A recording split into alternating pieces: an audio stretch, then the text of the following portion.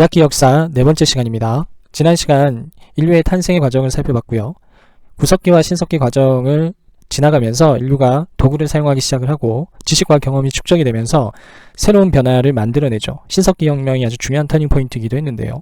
평등한 사회에서 이제 새로운 사회로 넘어가게 되는 과정을 문명이라고 이야기를 합니다. 오늘은 문명이 어떤 조건에서 발생하게 되고 그러한 문명이 어떤 특징을 가지고 있는지를 살펴보도록 하겠습니다. 영상을 통해서 그 내용들 잠깐 살펴보고 이야기 이어가도록 하겠습니다. 신석기 시대에는 농경과 목축이 시작되어 인류의 생활 모습이 크게 뒤바뀌기 시작합니다. 우리는 이를 신석기 혁명이라 부릅니다. 이제 신석기인들은 자연이 주는 그대로 식량을 얻는 수렵, 채집 생활의 단계에서 자연을 의도적으로 이용해 식량을 생산하는 단계로 발전합니다. 이로써 생산력은 비약적으로 향상되었고 인구가 증가하기 시작했습니다. 우리는 알제리에서 발견된 타실리나제르 벽화에서 신석기인들이 소에게 먹이를 주며 가축을 기르고 농사를 짓는 모습 등을 엿볼 수 있습니다. 또한 이들은 여러 곳으로 이동하는 대신 움집을 지어 한 곳에 정착하기 시작하였고 배틀을 만들어 식물인 아마와 양털을 이용해 옷을 지어 입기 시작합니다. 터키에서 발견된 차탈휘이크의 주거 유적에서는 점토질 벽돌로 지은 직사각형의 가옥이 서로 붙어있는 것을 확인할 수 있고 이로써 촌락이 형성되었음을 짐작할 수 있습니다. 신석기인들은 원시적인 형태의 종교의식도 갖추고 있었습니다. 이들은 태양, 바람, 비 등 농경에 영향을 주는 자연현상을 중시했고 물, 나무 등에 정령이 깃들어 있다고 믿는 애니미즘이나 거석 숭배 등을 통해 종교의식을 표현했습니다. 영국에서 발견된 스톤헨지는 신석기 후기의 거석 문화를 대표하는 유적으로 신석기인들이 종교의식이나 천문 관측 등을 행했음을 미루어 짐작할 수 있습니다. 농경과 목축이 발전하면서 인류는 점차 평야지대에 정착해 촌락을 이루고 살기 시작합니다. 촌락민들은 같은 조상을 모시고 생산물을 고르게 나누면서 같은 핏줄이 모여 사는 시족 사회를 형성합니다. 신석기 시대 후반에 이르러 생산력이 더욱 향상되자 촌락의 규모가 커지고 분업이 이루어지며 사유재산이 나타나기 시작합니다. 나아가 강한 시족이 약한 시족을 통합하여 부족이 성립하였고 계급이 분화하여 지배층이 출현합니다.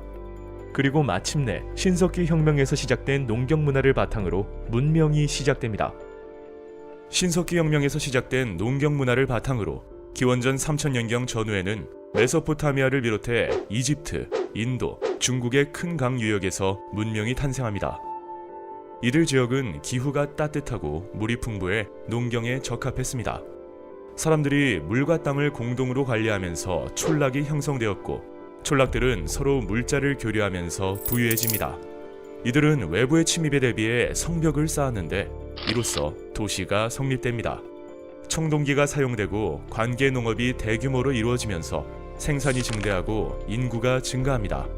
또한 청동제 무기의 사용으로 정복전쟁이 촉진되었고 수레와 배 등 교통수단이 발달하여 교역이 증진되기 시작합니다.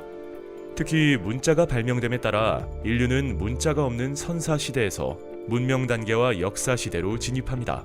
이처럼 문명이 발생하는 과정에서 사유재산 제도가 성립하고 직업이 다양하게 분화하면서 부와 권력에 따라 계급이 발생하였고 이로써 국가가 출현합니다. 왕은 최고 제사장이 됨으로써 신의 대리인으로 간주되었고 절대적인 권력으로 인민을 지배하는 신권 정치를 펼칩니다. 제사장과 전사는 지배층을 이루었고 농민과 노예는 피지배층을 이루어 경제활동을 전담하였으며 지배층의 공납과 노동을 바칩니다. 영상의 흐름을 통해서 문명이 발생하고 정착되는 과정을 좀 살펴봤습니다. 크게 5가지의 특징을 보이게 되는데요. 첫 번째는 큰 강 주변으로 문명이 발생한다는 겁니다. 두 번째는 개인의 재산, 즉 사유재산이 형성된다는 것이고요. 사유재산이 형성이 된다는 말은 개인의 능력에 따라서 자기가 가질 수 있는 것들이 달라진다는 의미이기도 합니다. 이는 경쟁을 촉발하게 되죠. 경쟁에서 이긴 자와 패배한 자가 생겨날 겁니다. 평등한 사회에서 불평등한 사회로 가게 되는 굉장히 중요한 요인 중에 하나인데요. 이런 과정 속에서 장기적으로 승리의 과정들을 만들어내는 틀이 형성이 되는데 그것을 권력이라고 이야기를 하고요. 권력에 따라서 권력을 가진 자들과 가지지 못한 자들이 계급이라는 걸 통해서 나뉘어지게 됩니다. 상위 계급과 하위 계급으로 주로 나뉘어지게 되죠. 과거에는 주로 제사장, 즉 신과 닿아 있는 지배층들 그리고 전투와 군사 역할을 하는 역시 지배층들이죠. 그리고 마지막 피지배층으로 농사를 짓고 공납을 바치는 하층민으로 이렇게 나뉘어지는 게 일반적인 모습이었습니다. 그리고 새롭게 사용되는 도구가 있는데요. 청동기입니다. 청동기라고 하는 건 주로 지배층들이 사용했었던 특수한 도구라고 보시면 됩니다. 굉장히 중요한 포인트 중에 하나인데요. 석기나 철기는 일반 대중들이 사용을 해서 생산력을 높이는 농사도구로 많이 활용이 됐다면, 청동기는 그 사회의 소수 엘리트들이 독점하고 있는 자신의 권력을 상징하는 도구로 사용이 됐다는 걸 잘 기억을 해둡니다. 특히 제사 활동에 많이 사용이 되죠. 제사라고 하는 것은 하늘의 뜻을 이어받아서 뭔가 권력을 가지는 그러한 권력자들이 하늘과 닿게 하는 행위 양식이라고 볼 수 있습니다. 그래서 청동기의 사용은 그 시대의 권력을 상징하는 것이다 라고 볼 수 있고요. 문자의 사용이 이 시기 나타나는데요. 문자의 사용은 현실적인 필요에 의해서 처음 등장하게 됩니다. 개인의 재산이 형성이 되죠. 그리고 남아있는 잉여 산물들을 거래하게 됩니다. 거래하는 과정, 그리고 자신의 재산을 기록하는 과정에서 문자의 필요성이 대두되게 되고요. 또 하나는 권력을 가진 집단이 하층민들을 보호해주는 대가로 그들의 노동력이라든지 그들이 생산한 어떤 농산물들을 세금의 형태로 징발할 필요성이 있었고, 그러한 것들을 기록하기 위해서 문자가 등장하게 됩니다. 5가지 특징 잘 기억을 해 두시면 좋을 것 같습니다. 자, 그러면 조금 더 구체적으로 그 내용들을 살펴보도록 하겠습니다. 첫 번째 조건은 큰 강 유역에서 형성된다는 거죠. 그러면 그 큰 강 유역들이 지도상에 어디에 위치해 있는지를 좀 살펴보도록 하겠습니다. 여러분들 이 위치를 좀 잘 파악해 두셔야 되는데요. 위도상으로 대체적으로 비슷한 위치에 있죠. 기후 조건이 사람들이 살기에 적합한 위치였을 거다라고 예측해 주시면 되고요. 크게 4개의 문명 주변에 흐르고 있는 강들이 있을 겁니다. 매칭시키는 게 굉장히 중요해요. 이집트는 가장 긴 강이죠. 위아래로 흘러내리고 있는 나일강입니다. 메소포타미아 지역은 2개의 강 사이에 문명이 형성이 된다는 걸 기억을 해두시고요. 티그리스 강과 유프라테스 강입니다. 그리고 인도 문명을 보시면, 인도 문명은 인더스강 주변에서 처음 시작이 되고요. 나중에 겐지스 강으로 이동하게 됩니다. 그리고 중국 문명은 황허강에서 시작이 된다라는 거. 그래서 강과 문명을 잘 연결하는 것, 굉장히 중요한 요소 중에 하나다. 자, 다음으로 넘어가겠습니다. 큰 강 유역을 중심으로 해서 문명이 발전했다라는 것은 당시 사회에서 농경이 굉장히 중요했음을 의미하는 겁니다. 먹고 사는 문제에 있어서 농경이 차지하는 비중이 굉장히 높았다라는 것이죠. 문명이 발생하게 되면서 농경을 통한 생산력이 높아집니다. 먹고 사는 문제가 일정 부분 해결이 된 거죠. 그리고 농경과 관련해서 다양한 새로운 문화 현상이 나타나는데요. 첫 번째는 청동기는 나중에 다시 한번 설명을 드릴 거고요. 달력이 사용이 됩니다. 기후변화를 잘 읽어내야 농사를 잘 지을 수 있겠죠. 그래서 기후변화에 대한 축적된 지식을 달력이라는 틀을 통해서 이제 만들어냈던 거고요. 이집트의 경우는 태양의 변화를 통해서 기후변화를 예측했고요. 메소포타미아 지역은 달의 변화를 통해서 기후변화를 예측했습니다. 이집트는 태양력을 사용을 하고 메소포타미아는 태음력을 사용을 하죠. 중국에서도 달력은 굉장히 중요한 의미였었고요. 천자, 즉 황제만이 달력을 만들 수 있었다. 조선시대까지 그렇게 적용이 됩니다. 잉여 생산물이라고 하는 것은 먹고 사는 만큼의 생산력 이상으로 이제 남아도는 생산물을 이야기를 하는데요. 집에 두고 썩히는 것보다 내다 파는 게 훨씬 이익이겠죠. 그래서 거래를 위한 공간이 형성이 되는데요. 도시가 발달하게 됩니다. 특히 메소포타미아 지역에서의 몇 개의 도시들이 등장을 할 겁니다. 우르와 같은 도시들.